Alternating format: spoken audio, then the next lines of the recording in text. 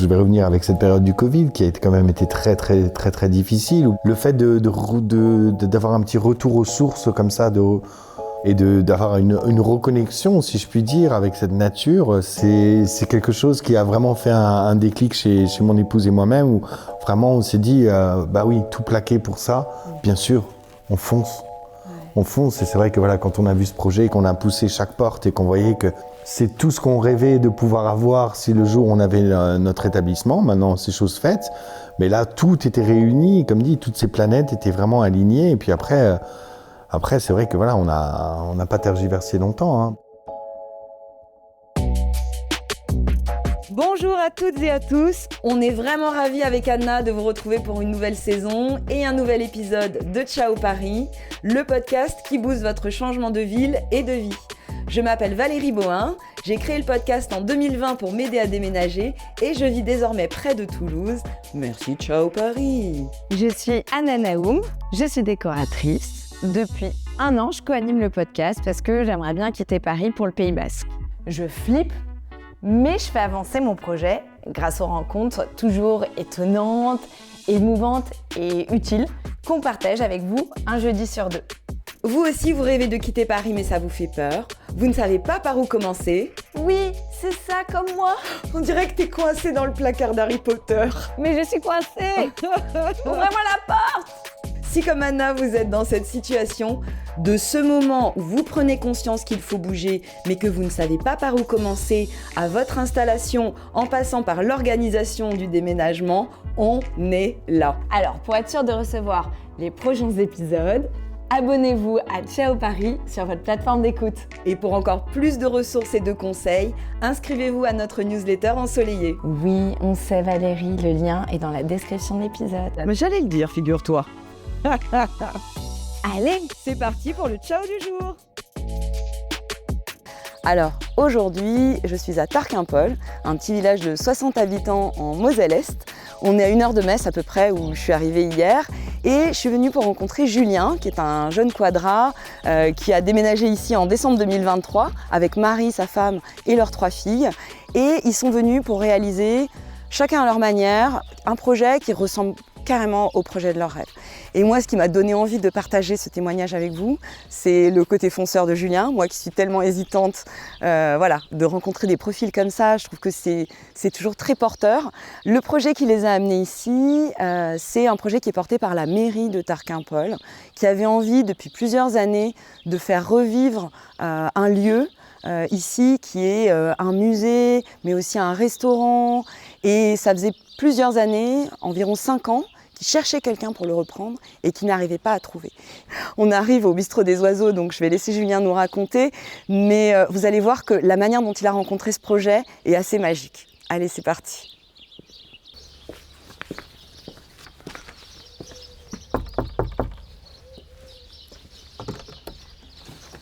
Salut Julien. Eh bien bonjour, bienvenue dans ce petit coin de paradis. Merci, je trouve. Trouvé facilement ? Ouais, hyper facilement. La première habitante qu'on a croisée, c'était une cigogne. ouais. C'était fou. C'est les habitants qui sont en majorité ici, hein. Il y a quand même 200 espèces d'oiseaux différentes, donc ils ont le monopole ici. Ouais.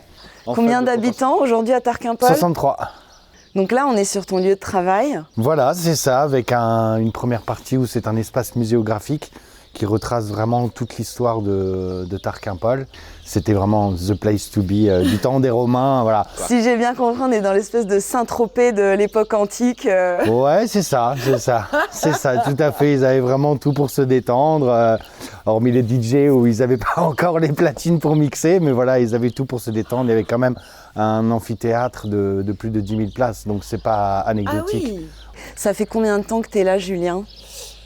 Alors on est arrivé le 22 décembre 2023, ça c'était la date officielle où on est redevenu français si je puis dire. Oui, parce que toi c'est pas un Ciao Paris, c'est un Ciao Bruxelles. Ouais. Et donc toi tu travailles ici, mais tu habites dans un village qui est juste à côté. Ouais, qui a 5 minutes. Pas de feu rouge, pas de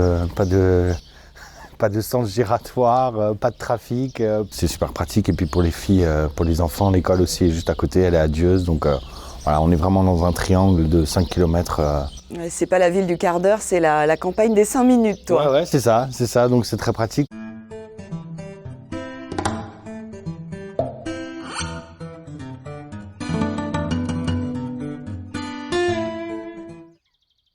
qui t'a amené ici à Tarquimpol, c'est que avec Marie, ton épouse, vous avez repris la gestion d'un endroit qui s'appelle la Maison des Étangs, qui appartient à la commune et qui regroupe plusieurs activités. Il y a une partie musée, il y a une partie restaurant que vous avez nommé le Bistrot des Oiseaux, puisqu'on est au milieu de la réserve naturelle avec le lac de l'Indre juste à côté.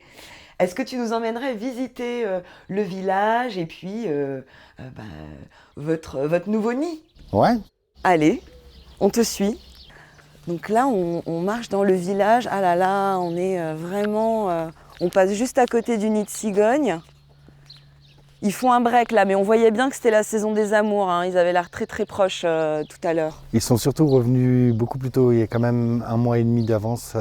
Voilà, le changement climatique, hein, ça impacte tout le monde. Alors nous, avec ma petite femme, les enfants, avec ma femme, on était des oiseaux migrateurs.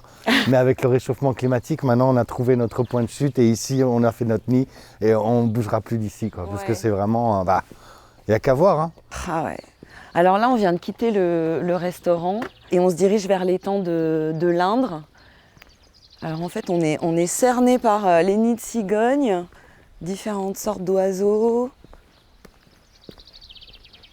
La nature, pas un bruit d'avion, pas un bruit de... aucune pollution sonore. Hein. Ouais, toi, t'es passé d'une grande capitale européenne. Ouais, avec tout ce qui va avec, tous ces brouhahas. Là maintenant, voilà, c'est différent. C'est différent, mais c'est un autre plaisir et un autre bonheur, quoi. Ouais. Les carpes qu'on a à la carte, elles sont pêchées là-bas de l'autre côté, à l'Indre basse. Donc plus local, c'est pas possible. Plus court, hein. Et donc ton restaurant, ça s'appelle? C'est le Bistrot des Oiseaux. Le Bistrot des Oiseaux, le bien nommé. Voilà, c'est ça. Merci.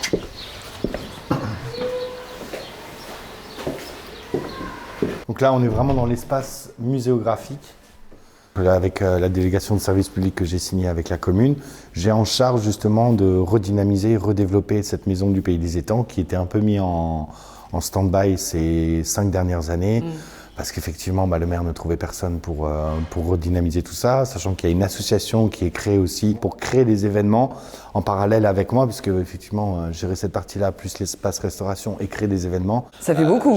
Et on peut dire aussi, quand même, à nos auditeurs que s'ils passent par là et qu'ils viennent visiter le musée, tu fais salon de thé quand même l'après-midi, il n'y a pas que le resto. Alors en fait, ce qu'on a fait avec mon épouse, donc, qui est la chef de cuisine, on ouvre du jeudi au dimanche. Le restaurant et le musée. Et le musée, je l'ouvre à partir de 14h, donc les gens peuvent venir déambuler dans le musée. Et après, ils vont forcément prendre une petite pâtisserie, parce qu'après, avec la vue la vue de cette bâtisse-là, qui est vraiment exceptionnelle, extraordinaire. Sur les étangs. Les gens adorent se poser, quoi. Allez, on va la voir.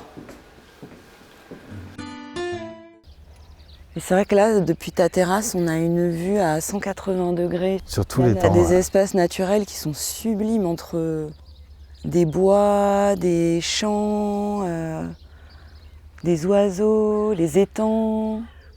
C'est magnifique. Hein. Les gens qui veulent faire un mariage ici, il y a déjà les cigognes qui sont là, prêtes à ramener les bébés.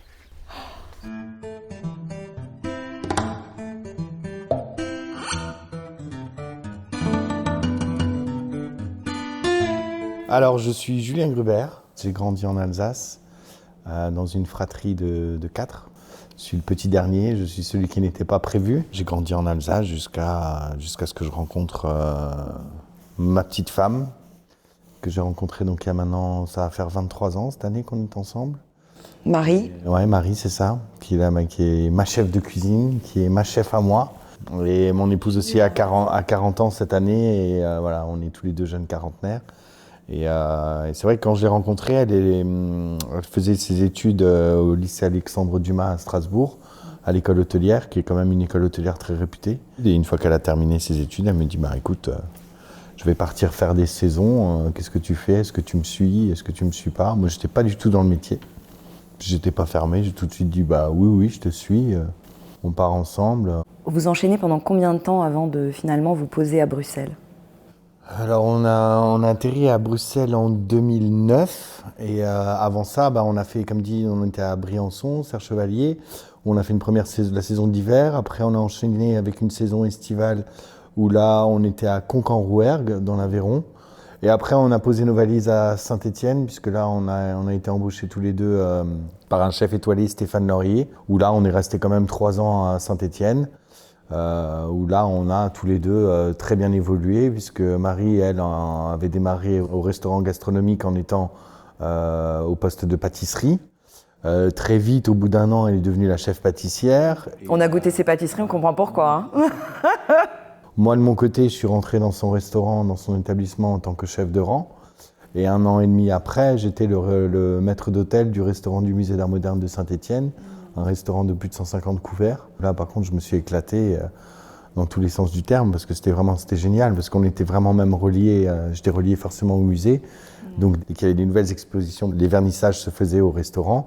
Donc là, j'ai rencontré pendant 1 an et demi, 2 ans, j'ai rencontré énormément de grands artistes. Les vernissages en fin de soirée, ça terminait toujours en mode pump it up, et c'était super intéressant, une super période. Stéphane Laurier nous a ouvert des portes de son relationnel dans le sud de la France. C'était l'endroit où on voulait aller. Mais c'était pas trop la bonne période pour être embauché en CDI. Vous aviez envie de vous poser. Oui, de poser et de commencer à fonder une famille aussi. Tu as 27 ans à ce moment-là, tu as envie de te poser, de fonder une famille avec Marie. Ouais, c'est ça. Et le sud de la France que vous visez, ça marche pas. Non, ça fonctionne pas. Et puis un lundi matin, je dis à Marie, écoute, on va pas se cantonner au sud de la France, je vais regarder un peu plus. Et là, il y a une annonce qui m'interpelle en Belgique. Recherche couple, idéalement un en cuisine et un en salle. Et puis je suis la première personne à appeler. Et c'est un couple de Lorrains.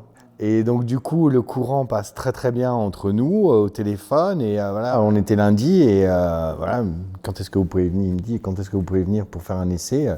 Et donc du coup, le mercredi, on était là-bas. Et sur le chemin en voiture, mon épouse qui sentait un petit peu des choses bizarres dans son ventre, fait un test de grossesse et ce test est positif. Donc du coup, voilà, dans tout ce changement de vie, on va faire l'essai au restaurant, là, c'était Rebec. Ils nous disent, écoutez, pour nous, c'est OK si vous êtes partant. Nous, on vous prend, il n'y a pas de souci. Et là, nous, on est correct en disant directement avant de signer, écoutez, voilà, il y a juste un petit couac, c'est qu'elle est enceinte. Et là, le patron directement nous dit, c'est pas un couac, félicitations. Pour moi, ça change rien, je vous prends quand même, quoi. Ah ouais, c'est génial, des réactions comme ça. Une semaine après, on est venu avec un camion, on a mis toutes nos affaires, et puis voilà, en 1 semaine, on a changé totalement de vie. Ouais. Et on est resté 9 ans.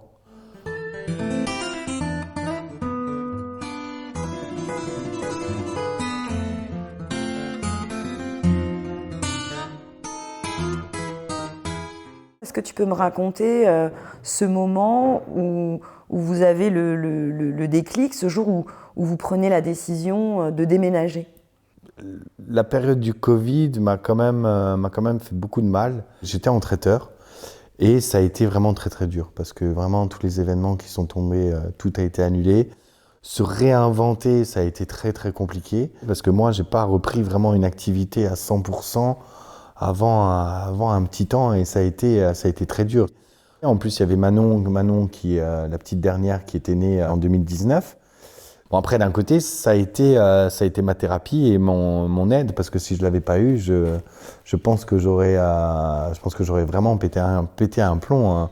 Cette période du Covid, c'était tellement difficile et la reprise, le retour à une activité normale a été très très dur. Et comment tu fais le lien entre ce que tu racontes là, de ce que tu as vécu, et ton envie de bouger? L'envie de bouger est venue un peu comme ça, hein, comme un cheveu sur la soupe. Hein. Fin juin 2023, là, j'avais décrété que j'arrêtais d'être employé et qu'à partir du 1er juillet, je voulais être indépendant. Je voulais vraiment moi me lancer mon entreprise et démarrer là-dessus. Et c'est à ce moment-là où, en fait, ce cheveu sur la soupe est arrivé, quoi. Ce projet est arrivé à nos oreilles. Comment est-ce que tu rencontres ce projet de restaurant musée à Tarquimpol en Moselle? Dans tout ce changement de vie et tout ce nouveau projet, les planètes se sont alignées, mais d'une manière assez incroyable. En fait, l'architecte de la maison ici, c'est ma belle-mère. Ah, tu m'en diras tant. Et puis en fait, Ma belle-mère en parle à ma femme. Et ma femme met 3 jours à m'en parler. Enfin, déjà, ma belle-mère, quand elle en a parlé à mon épouse, elle lui dit, de toute façon, je vous dis ça à vous les jeunes, mais qu'est-ce que vous allez tout lâcher pour aller, pardon pour la vulgarité, mais dans ce trou du cul du monde. C'est moi, comme dit, c'est la période où moi j'étais en train de tout lâcher pour me lancer à mon compte. Et c'est là qu'effectivement, au moment où elle m'en parle, elle dit ouais, je t'en parle, mais je sais que ça va pas t'intéresser et tout, mais je t'en parle quand même. Et c'est là où je lui dis mais pourquoi pas ? Monsieur le maire nous a fait parvenir l'annonce. Et là, effectivement, ça a encore un peu plus ouvert mon esprit et notre esprit à ma femme en se disant tiens, pourquoi pas ? Ça mérite quand même le coup de se déplacer et d'aller voir. Ça coûte rien. Et effectivement, je l'ai appelé un mercredi et en lui disant écoutez, ce week-end, je vais déposer mes enfants chez mes beaux-parents. On passe forcément, on passe dans le coin puisque c'est sur le chemin entre Bruxelles et Strasbourg. On peut passer par ici, faire un petit crochet. Et c'est là où on a rencontré Monsieur le maire qui nous a présenté le projet et on l'a vu de nos propres yeux. Et rien que déjà en arrivant, rien que déjà le fait de sortir de l'autoroute et de prendre de s'enfoncer un peu dans la campagne, déjà entre Metz et ici, vraiment, on sent qu'on rentre en pleine nature. Et puis bon, arrivé ici, juste quand on a tourné à la route pour aller à gauche, là, pour aller dans Tarquimpol, là, on s'est dit non, mais c'est magnifique, c'est magique, quoi. Qu'est-ce que tu vois qui te plaît, qui fait des clics, quoi? Je vais revenir avec cette période du Covid qui a quand même été très, très, très, très difficile. Le fait d'avoir un petit retour aux sources comme ça, d'avoir une reconnexion, si je puis dire, avec cette nature, c'est quelque chose qui a vraiment fait un déclic chez mon épouse et moi-même, où vraiment on s'est dit, oui, tout plaquer pour ça, bien sûr, on fonce. On fonce, et c'est vrai que voilà, quand on a vu ce projet, qu'on a poussé chaque porte et qu'on voyait que c'est tout ce qu'on rêvait de pouvoir avoir si le jour on avait notre établissement. Maintenant, c'est chose faite. Mais là, tout était réuni, comme dit, toutes ces planètes étaient vraiment alignées. Et puis après, c'est vrai que voilà, on n'a pas tergiversé longtemps, hein. Le jour même de notre rencontre, je lui ai serré la main, je l'ai regardé droit dans les yeux, je lui ai dit « Vous pouvez avoir confiance, je vous le prends ce projet, je le ferai ».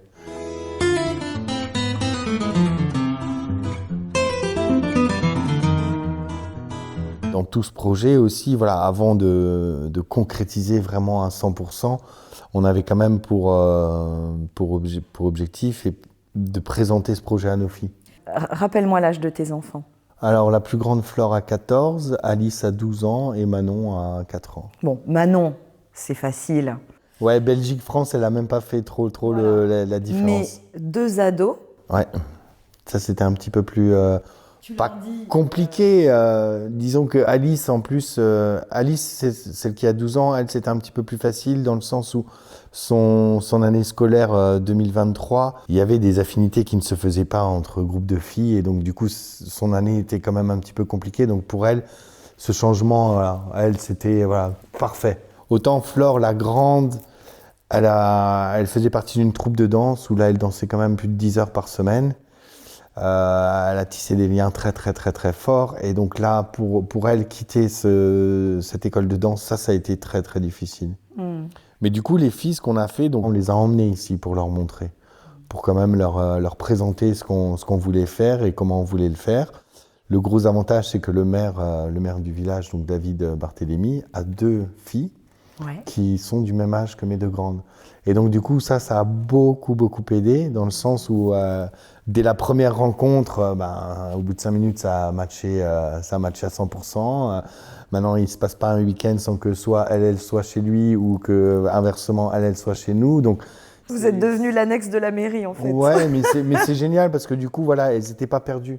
Du coup, au mois d'août, on venait quand même assez régulièrement ici pour avancer un petit peu sur le projet avant qu'elles reprennent l'école. Donc, elles ont rencontré quand même, elles sont très très vite restées bien en contact avec les 2 filles du maire. Donc ça, c'était un grand plus, un petit soulagement pour nous de ne pas les emmener, de faire ce changement brutal de vie et de les mettre directement dans une école sans qu'elles connaissent personne.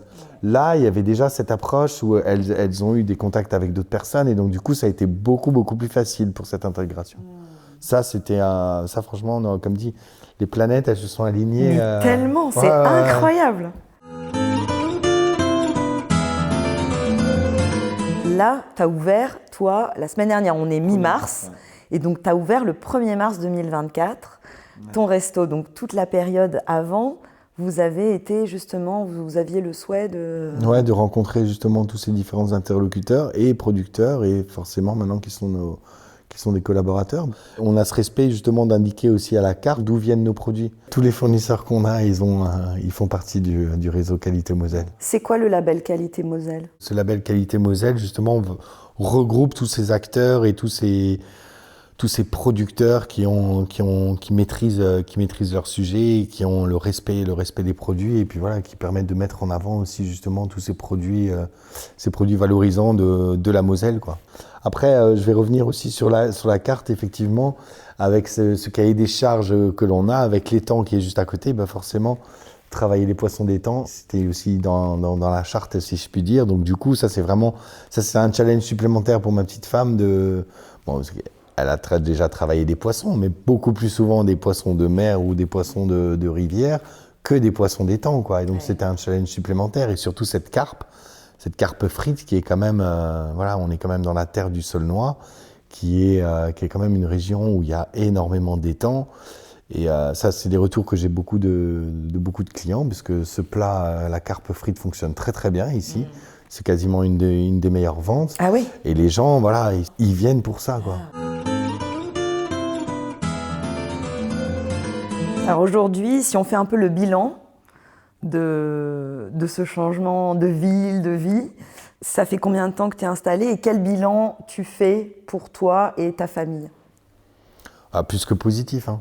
Plus que positif. Après, voilà, le chemin était un petit peu laborieux pour toute la partie administration française. Welcome back. C'est une partie qui m'avait pas manqué. Mais pour le bilan, voilà, plus que positif, quoi. On est très très heureux ici. Là, on est en train de prendre le rythme avec notre travail, plus concilier la vie de famille. Sachant qu'il y a 3 soirs dans la semaine où les filles, quand même, les 2 grandes gardent la petite.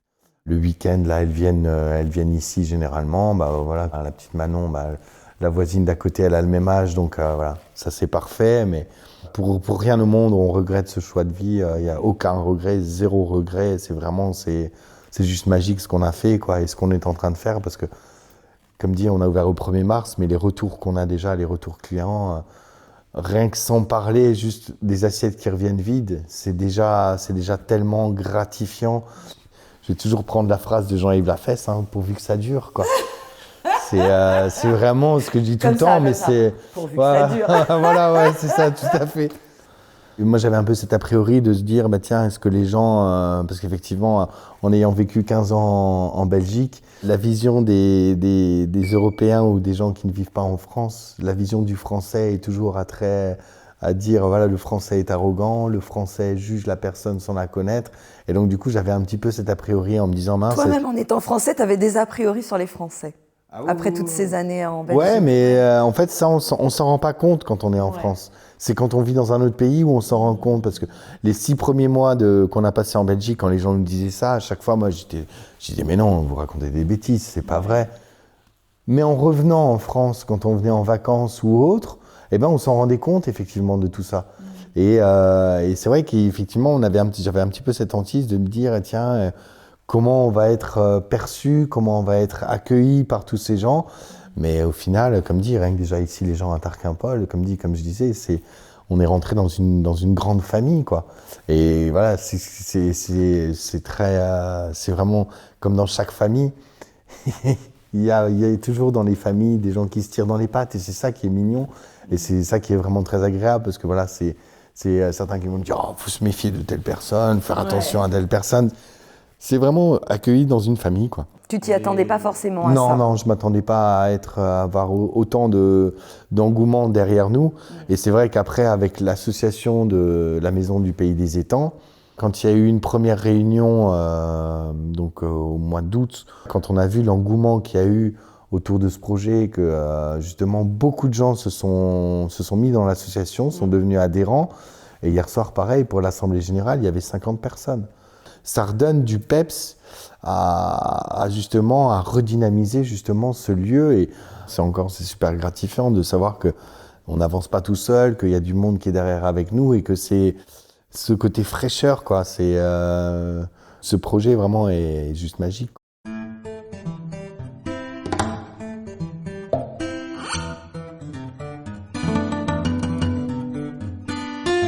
Je reviens sur le fait de ce changement de vie. On a eu plusieurs étapes dans notre vie qui nous ont... Le fait de quitter nos lieux, de partir pour d'autres endroits, nous a aussi renforcés dans notre couple et a fait que, voilà, en plus on vit dans un monde actuel où les couples se déchirent beaucoup plus facilement qu'ils se mettent ensemble. Nous, tous ces changements de vie nous ont permis de se souder beaucoup plus ensemble et d'être vraiment le yin et le yang et vraiment de se compléter. Et là, on est autant quand on a travaillé il y a plus de 10 ans ensemble, on pouvait se chamailler sur notre lieu de travail et tout. Ici, on a une complémentarité qui est quand même incroyable. C'est qu'on se comprend.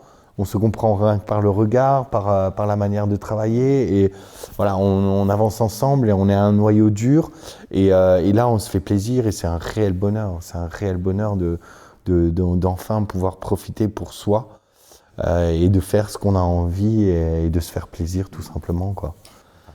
Dans quelques années, ce que j'aimerais bien, c'est que vraiment qu'on ait réussi à redynamiser vraiment ce lieu, à redonner vie aussi bien culturellement et puis pour la région, quoi, pour que ça redore un peu, parce que comme dit, c'est tellement dommage. En face, il y a l'Indre basse, il y a le domaine de l'Indre qui est vraiment aussi pareil.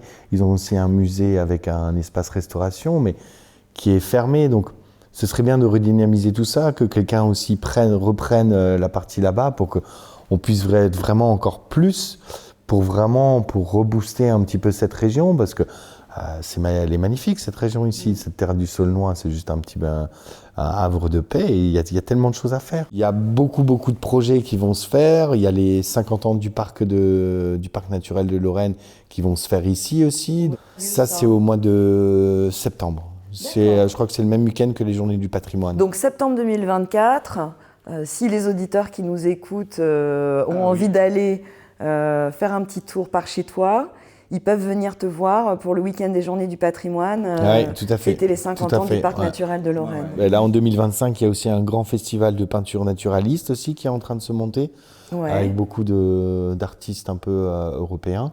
Oui, et puis toi, tu renoues aussi avec ton passé, où tu bossais aussi dans ce restaurant de musée Saint-Étienne, tu étais en contact avec les artistes, c'est quelque chose qui te fait vibrer, ça. J'aurais un rêve, c'est de faire jouer Sofiane Pamart juste ici. Oh mon Dieu, j'adore Sofiane Pamart. Ah, si tu fais ça, tu me dis, je viens. Mais des fois, j'ai des rêves où je peux les concrétiser. Bah, on a vu ça, oui, merci.